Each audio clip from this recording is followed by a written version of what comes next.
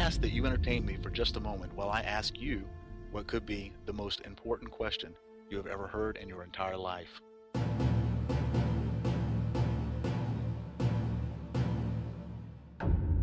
How do you know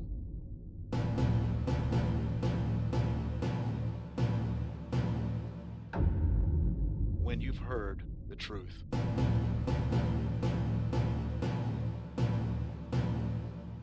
How do you know when you've heard the truth?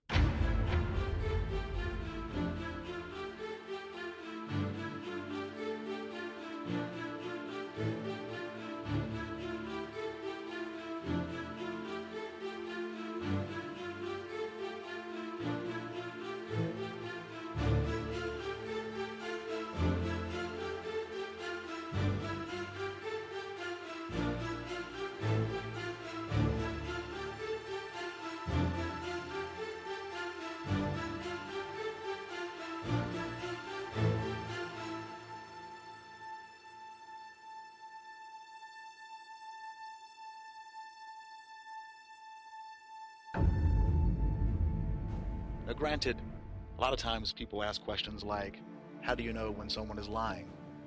And while there may be extremely similar factors between the two questions of how do you know when someone's lying versus how do you know when you've heard the truth, at the same time, they are still different questions. I would really like for you to take a moment and consider this question in depth. Do not so quickly dismiss it. A lot of times people hear this question and they think, well, I simply know. And unfortunately, that just cannot be true. Others make statements such as, well, I know what I know if you know what I mean. And unfortunately, I really don't know what they mean. Sometimes I think maybe they're trying to speak of intuition. But apart from that, how do we know? Should truth be established and based upon the way we feel about what we've heard? Should truth be established upon facts that are observable through the five senses, much like that used through the scientific method? Should truth be established by some sort of intuition or internal understanding or knowledge with which we were born? These are the kind of questions that are worthy of our attention, worthy of our consideration. And so I ask it to you again, how do you know when you've heard the truth? I have enjoyed the privilege of reviewing several psychological studies that demonstrated that even police officers and detectives are no better indicators of when someone is lying than the general public. Now, I imagine that you would think that these professionals in law enforcement might have some sort of ability or skill to detect when someone's lying. But according to these studies, they are not able to detect a liar from someone telling the truth any more effectively than the randomly selected people from the general public. In fact, if you think about it, even lie detector tests are not admissible in a court of law. Why? Well, that's because the court has not found them to be reliable. Some of you may be wondering right now, what's the difference between, let's say, the truth and a lie? This is a very good question. While I'm not going to give it away by defining truth for you here, I will take a moment and explain the difference in terms of what is false, or better yet, what is a lie.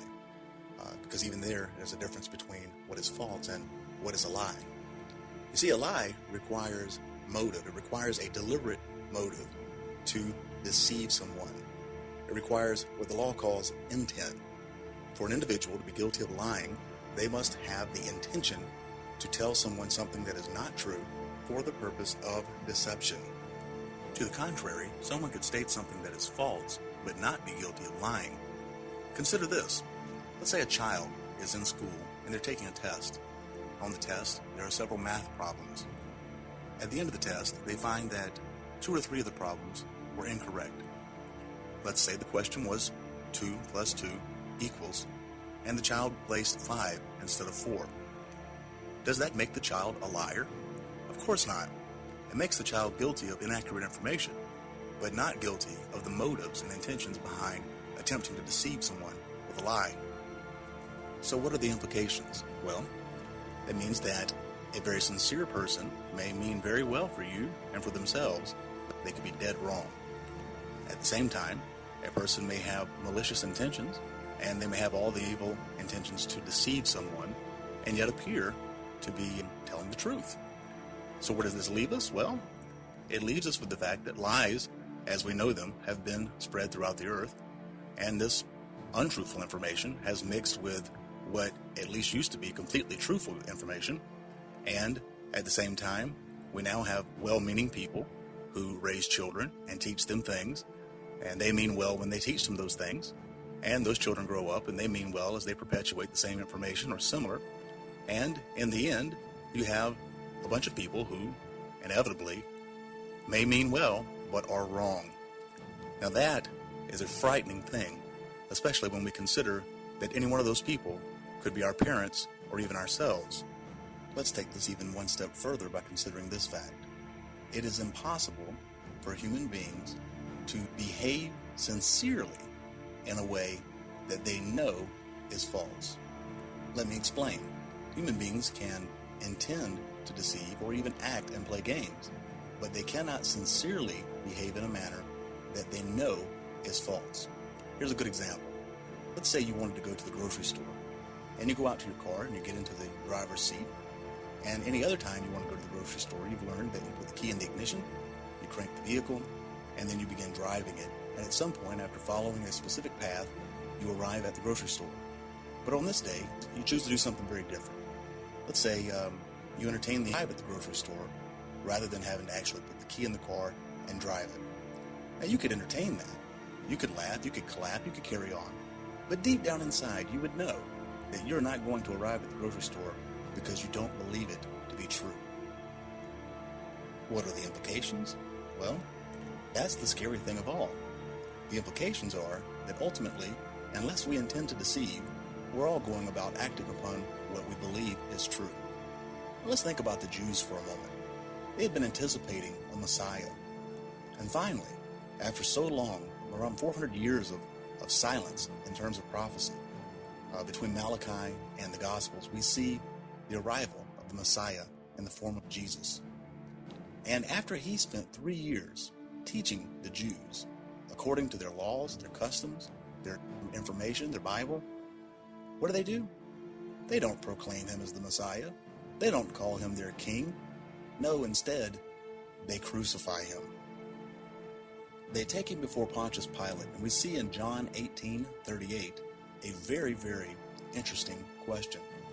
Pilate looks at Jesus, and he says, "What is truth?" The reason I say that he said, "What is truth?" rather than asking, "What is truth?"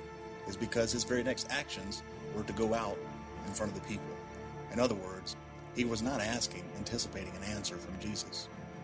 And even though this question was asked by someone so well remembered as Pilate more than 2,000 years ago, here we are today, still a very relevant question. In this day, in this hour, you could ask people on the streets, "What is truth?" You would not get a specific answer. How do you know when you have heard the truth?